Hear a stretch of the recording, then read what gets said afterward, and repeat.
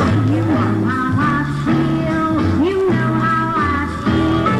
You know how I feel. You know how I feel. You know done a new day, a new life begins. You know how I feel. You know how I feel. You know how I feel. A new life begins. You know how I feel. You know how I feel. You know how you know. Yo, what's good? It's your boy Trouble T Roy. Hit Don't Get Hit Boxing Talk, and we back with another one. And it goes. Alright, well, a fucking great Friday and Saturday we had last week, right? Everybody clap your hands. So, Amanda Serrano versus Katie Taylor. I should say, I don't know, Katie Taylor versus Amanda Serrano.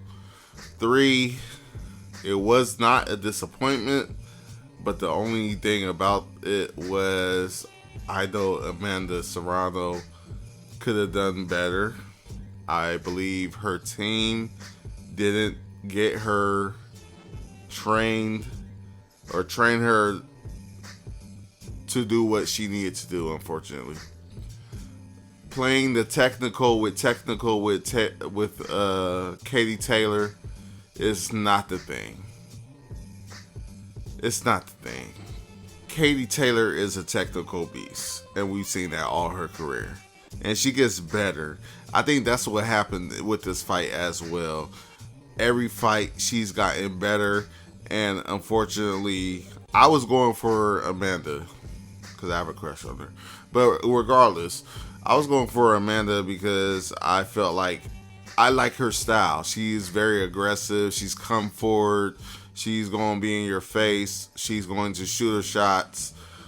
You know, she's going to throw the combinations and everything. And it seems like she was unfortunately dumbed down to, you know, throwing a jab, you know, for the most part. Not really throwing combinations, which kind of hurt my heart because it was like, you know, I understand what the team was trying to do. The team was trying to protect her after the headbutt for the last fight. Like, yeah, we don't want that to happen again, so you're going to have to fight a more technical fight. You might have to stay more mid-range to, I mean, even, I guess, sometimes outside, which I didn't like. Amanda's supposed to be on the inside duking it out, you know what I'm saying? And that really hurt my heart to not see her do that. So that last fight, you know, she just didn't get it. And I really blame it more. I ain't no blame. It's just a fight. It's just a plan that they planned that it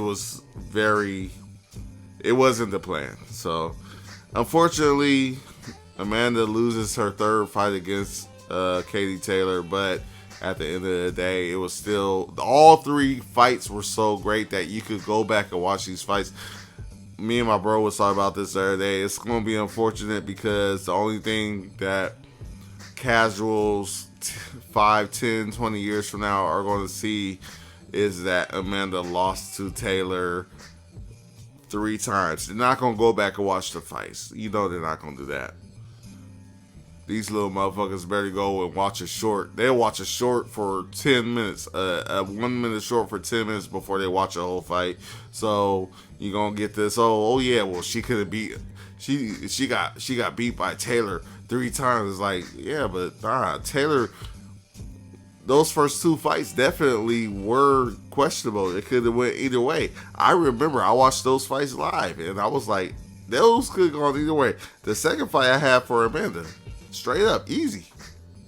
But, and fighting with a cut like that and still going on, they still allowed her to go on, which was amazing. I was like, oh my gosh, she has to take the shit. You know what I'm saying? Cause, you know what I'm saying? And, you know, she didn't go away with the win on that one. So, unfortunately, that's just what it was. And then we went to the third fight, and the game plan was more of a safety first, then attack type of thing, and it just wasn't gonna work. Unfortunately, that just wasn't the game plan. You can't go at Katie Taylor. You can't go at her trying to fight technical against her. She is probably, I look at her like the female version of Dimitri Bivol. You don't want to fight a technical fight against them. You got to go in. You got to get dirty with them. You got to start throwing elbows and knees. You know what I'm saying? You know, poking them in their eyes if you can. That's the type of fighters they are. Dimitri Bivol and Katie Taylor are those type of fighters, and there's no other way to beat them. I mean, my favorite fighters still to this day. Two of my favorite fighters. You know what I'm saying? My favorite female fighter still, even after this loss, is still going to be Amanda Serrano. And my favorite male fighter is still Artur Beterbiev. Because the way that they fight is the style that I appreciate. But at the same time, it's like their style, if they don't fight the way that they're supposed to, they don't win. And somebody like Bivol and Taylor will make you not fight the way that you're supposed to fight. And that's unfortunate, but that's part of the game. That's why it's called boxing. Hit, don't get hit. You know what I'm saying? And that's the way that they play. And it is what it is. You know, but all in all, hey, shout out to Amanda Taylor and Amanda Taylor. It's all in all, shout out to Katie Taylor and Amanda Serrano. They give us 3 great fights. They're all great in their own ways, and that's what boxing needs. Fights that's going to be great for why they are great in different ways. And the same thing, you know. Next is actually, we're going to get into Shakur Stevenson versus William Zepeda. It's not much to say about that. Shakur fucking did his thing. He literally said, I'm going to box this dude. I'm going to stand right in front of him. I'm not going to be this outside guy. Everybody wants to call me a runner, and I'm not going to be a runner. And that's cool. He really did that. It was cool. Like, watching him under pressure, seeing him actually under pressure, because you don't see him under pressure. And he chose for the most part, but he chose to put himself under pressure. But at the same time, people had to stop taken away. I said this in a tweet. People have to stop taking away from William Zepeda. That man is a fighter. He's probably not the strongest. He ain't knocking out people left and right, but I'm sure those punches fucking hurt. If you ain't never been punched in the face with it, I don't care if it's your kid. Let your kid punch you in the face and go full force. Wow. A quick cross. Right cross to the face and see how you feel. You're going to feel a certain kind of way. And Shakur, he ate what Zepeda was landing. And basically what was crazy is Zepeda threw a lot, but only landed, I want to say, a good 30% of what he threw. And what Zepeda landed is what Shakur threw. And Shakur basically, from what I understand, landed a good 40, 50, 60% of his shots. So, in other words, Zepeda threw like crazy just to land what Shakur was throwing, while Shakur was landing a majority more of the smaller amount of shots, if that makes sense. It's weird, but if you watch the fight, you understand.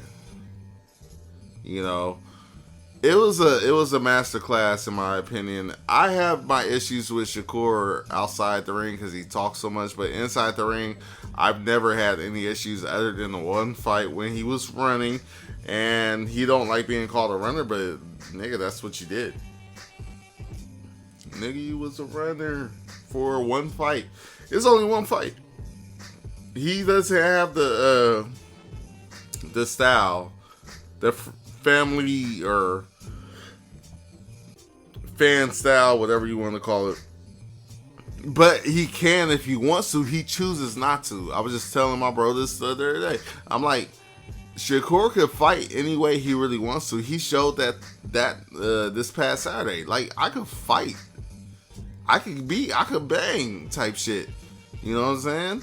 But if I choose not to, then I'm just gonna not do it. And that's for the fans. That's for us as fans, the casual fans especially. The real fans know what he could do. We already knew he could bang on the inside. We knew he could fight from mid range. We knew he could. Everybody knows he could fight from the outside. Everybody knows he can run if he wants to and still win. But Shakur showed that shit, and it's like, hey, do what you gotta do. You know what I'm saying? So, nah, all of the above, I give Shakur, I give him, all of the above, I give Shakur maybe A minus B plus.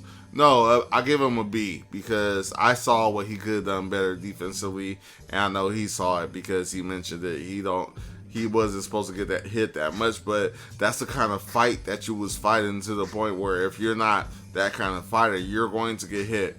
Shakur is a boxer puncher / pure boxer. It's a mixture. It's what he chooses to be. He might choose to box with you mid range to outside range, and he probably gonna choose to be a pure boxer and just jab, cross jab, keep you on the outside, keep distance from you. But that's what Shakur is. But he showed us that he could rumble in the jungle. He could get down and get in the middle of the ring, which is where he had his best success as far as the whole thing. Like, he had his best success in the middle of the ring, boxing, being a boxer puncher. I'm going to throw my shoulder in your shoulder and at your head. I'm going to duck down. I'm going to get lower than you. And I'm going to pin these shots to your body. And then I'm going to come up to the head. Or I'm going to go to the head, and then I'm going to throw the left to the body. Like, little shit like that. Little technical shit that he was doing that was like, it was beautiful to me. I fuck with it. So, I mean, come on, man.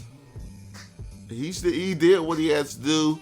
He ain't really got nothing else to prove. I don't know what he does after 135, but it's it's belts at 135 that I feel like I wish he could grab, but it's like, you know, does he get the respect that he should get if he gets those belts? Tank still dealing with some legal issues.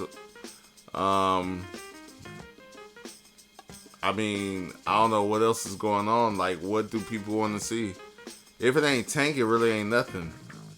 What, Keyshawn, who pulled out of a fight? I think he's 135. And he pulled out of a whole fight, and then just to show up to what was supposed to be his fight to eat a whole gallon of popcorn. It's like, dude, you acting like me.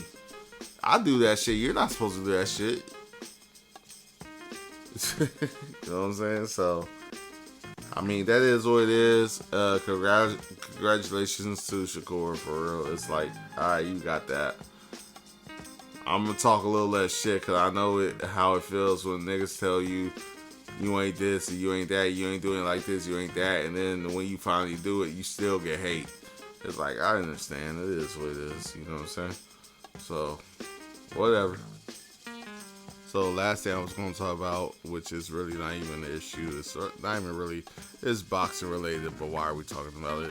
Edgar Berlanga, who just came off of a loss against the pound for pound top 5 for sure fighters. Resume is crazy. Saul Canelo Alvarez. Yeah, he just came off of fighting him, and he looked like shit fighting him. He got knocked down once, and he got up and just basically ran for however many else rounds it was to get to the 12th, and just like Charlo, just like Skull, you know, he just ran. One thing that I'm really getting tired of, I'm talking about American boxing. I'm an American.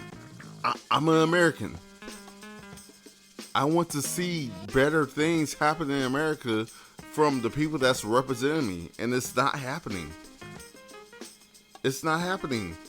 America has everything to talk about but fights. American boxing fans talk about everything but fights. They want to talk about sparring. They want to talk about jewelry. You know, I say this all the time. You wouldn't even think I was American if you probably didn't hear my voice. I don't even know what I sound like. But they want to talk about sparring, jewelry. Oh, he pushed him when he saw him at Smart and Final or some shit. That's one of my favorite stores. I ain't gonna lie. I don't know. This is the West Coast shit. You know what I'm saying? You know what I'm saying? It's everything but boxing when it comes to America. You know, his shoes. Look at his shoes. Look at his purse. Niggas is out here wearing purses. All that shit. Come on, man. But anyways, Berlanga, this is what's going on. American fans and media are building up boxers way too fast just for them to have the craziest downfall. Crazy downfall. Think about it. We are building up these boxers way too fast just for them to fall hard on concrete. Unbreakable concrete. They're going to fall and they're going to have to... Edgar Berlanga is nothing but Water 2.0, just faster.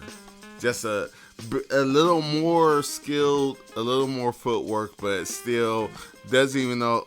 My bro told me the other day, he was like, Edgar Berlanga doesn't even know how he wants to fight. He don't even have a style. We can't call him a boxer puncher or a slugger or a pressure fighter. We don't even know because he don't know. And that's where we're at. But for some reason, this man went and threw a parade for himself for losing to Canelo. He made it 12 rounds, so that was a reason of celebration.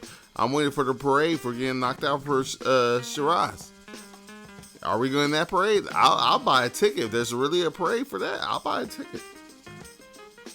I don't think there's going to be one, though. That's the only thing. So, you know what I'm saying? This is what we're working with, and I don't want to get too deep into the shit because I already said Edgar Berlanga wasn't going to be nothing. Now he didn't have the opportunity to fight. He received the opportunity to fight Canelo Alvarez, and he lost miserably, and then had another chance to fight for interim belt that would lead him into a rematch with Canelo, and he got knocked out. Canelo didn't knock him out. Sheeraz knocked him out. Sheeraz, coming up in weight to knock him out. Sheeraz, thumbs up to you. I don't know you much as a fighter. I seen you fight before. Your last fight was a draw. They said that you broke your hand, so we don't know exactly what kind of fighter you are until you are 100%. But he knocked that nigga Berlanga out. That's what we gonna go with. So it is what it is. So fuck all the extra bullshit. It's like, all right, you did that, Berlanga. Can anybody confirm that he celebrated his loss to Sheeraz getting knocked the fuck out in New York? He's the king. He's the king of New York, right? Anybody can confirm that? You know, is he the king of New York? I don't even know. But anyways, I'm not even gonna dwell on that shit. American boxing is trash right now, and American fans and media, you guys are the reason why. Y'all build these dudes up because y'all think it's cool, but then when they actually go in and actually had to face a challenge, they fail every time because y'all done got their heads big. Y'all think, oh yeah, he gonna do this. He can. UK ain't doing this. Japan ain't doing this. You know what I'm saying? Australia ain't doing this. You know what I'm saying? You know, South America. You don't even realize Canelo's not from America. He's from Mexico. So don't try to, as far as I remember, as far as I understand, he's from Mexico, so he's not even an American fighter. So you can't even say the face of boxing is an American fighter. And he is the face of boxing.